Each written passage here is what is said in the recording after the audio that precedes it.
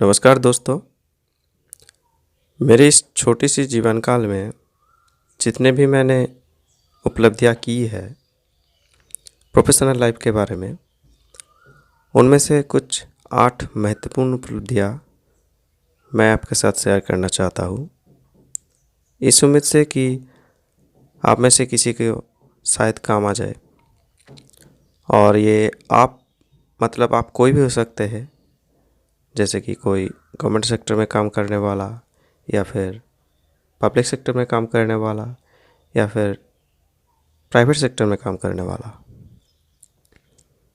इन 8 lessons में से जो चौथा लेसन है वो सबसे महत्वपूर्ण है, मुझे लगता है। खैर, शुरू करते हैं। Lesson number 1, never mess with your senior. हमें अपने सीनियर के साथ कभी भी डिबेट में नहीं जाना है। हमें उनको इज्जत देना पड़ेगा, चाहे हमारे मन में उनके लिए इज्जत हो या फिर नहीं हो। जैसे कि कुछ सर्विस में होता है ना, कि जैसे पुलिस और आर्मी में सैल्यूट देना पड़ता है, और इसके बदले में सीनियर को भी जूनियर को सैल्यूट देने का प्रावधान है, लेकिन ज़्यादातर मामले में वो देते नहीं, लेकिन जूनियर को देना पड़ेगा। या फिर और भी कुछ सेक्टर में ऐसा है कि सीनियर कुछ टारगेट देते हैं काम के बारे में, और हमें लगता है कि सिर्फ हम ही समझ पा रहे हैं कि ये टारगेट अनसाइंटिफिक है, और हम चले सीनियर को समझाने। क्या लगता है, उसे समझ में नहीं आता, वो बुद्धू है। और एक बार के लिए मान भी ले कि उसको ग्राउंड लेवल में काम करने का आदत नहीं है, या फिर वो नहीं जानते हैं, फिर भी उसके सीनियर ने उसको प्रेशराइज्ड किया, और वो भी हमको प्रेशराइज्ड करेगा। उसके पास कोई चारा नहीं। Lesson number 2, diplomacy is the key. आपको डिप्लोमेसी सीखना ही होगा। सभी देश यूज़ करते हैं ये डिप्लोमेसी।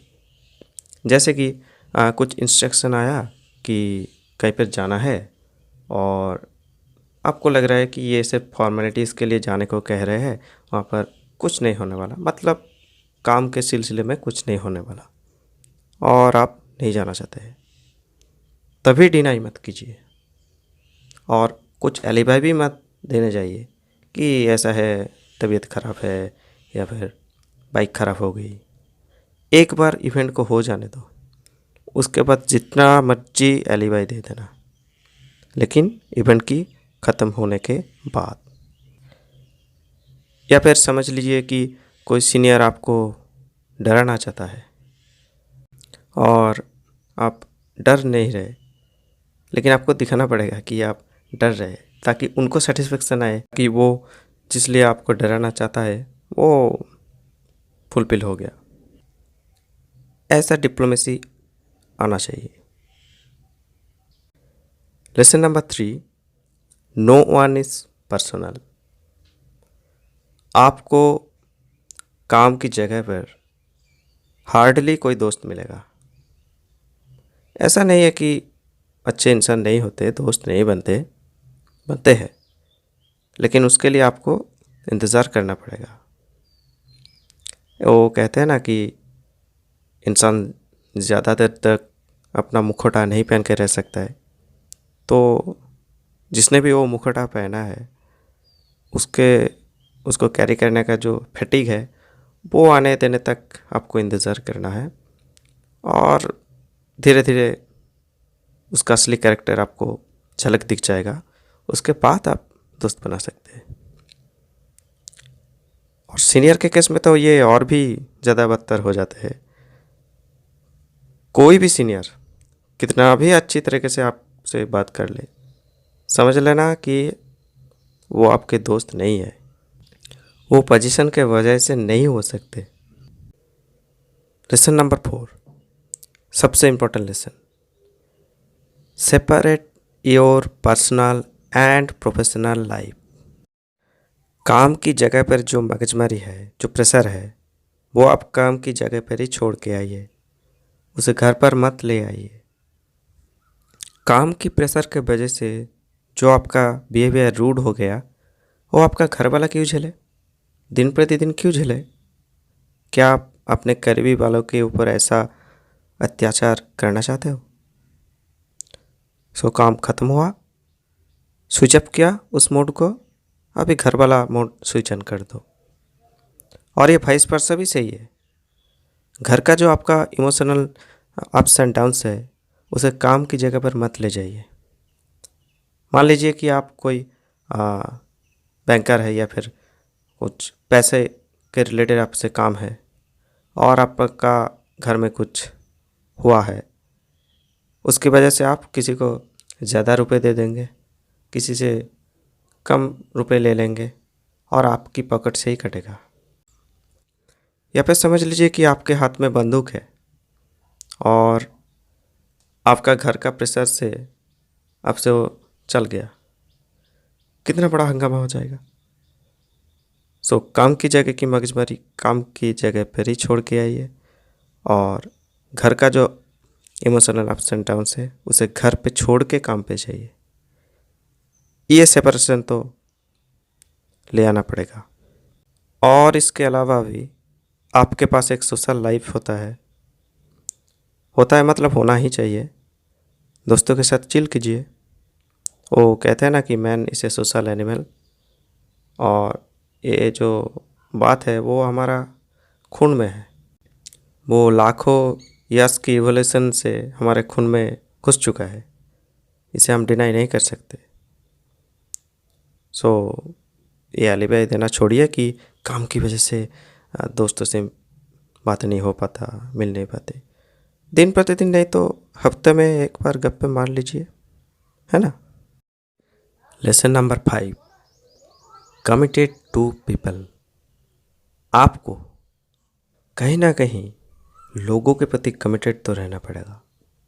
और ये मैं इसलिए नहीं कह रहा हूँ कि ये एथिकली सही है, ऐसा है वैसा है, ये उचित है, ये होना ही चाहिए, ऐसा नहीं।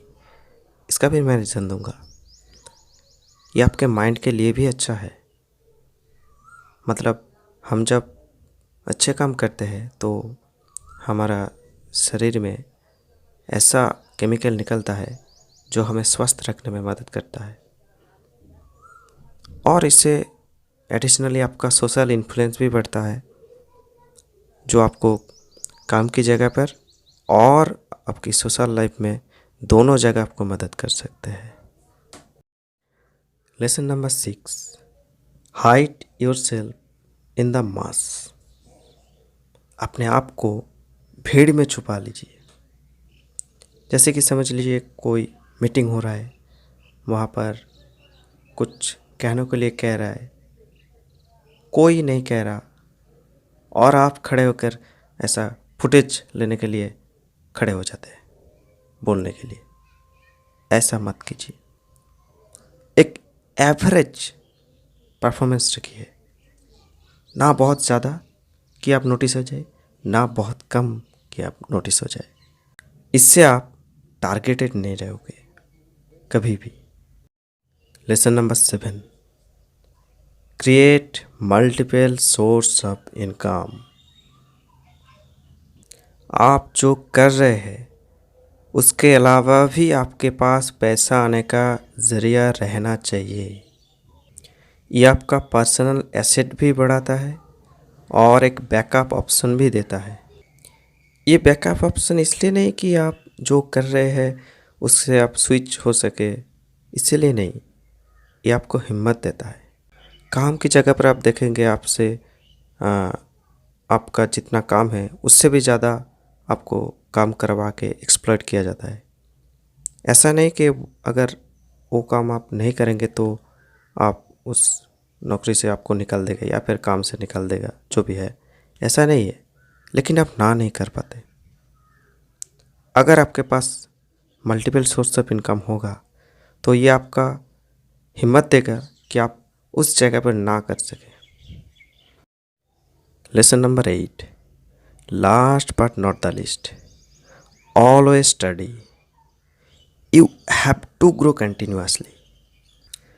अभी जो लोग नौकरी के लिए प्रिपरेशन नहीं ले रहे, वो लोग कहेंगे यार हमें पढ़ के क्या होगा, क्या उखड़ लेंगे हम अब।